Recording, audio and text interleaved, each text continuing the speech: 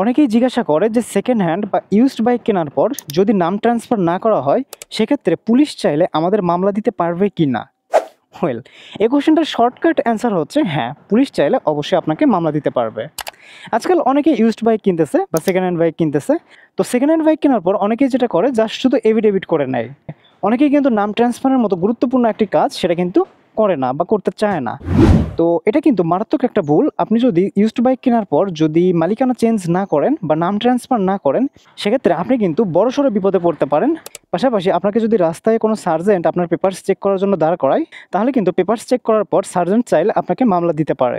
সড়ক পরিবহন আইন 2018 অনুযায়ী আপনি যদি বাইকের মালিকানা যদি পরিবর্তন না করে থাকেন তাহলে কিন্তু আপনি অনধিক 1 মাসের কারাদণ্ড অথবা সর্বোচ্চ 5,000 টাকার একটি মামলা খেতে পারেন।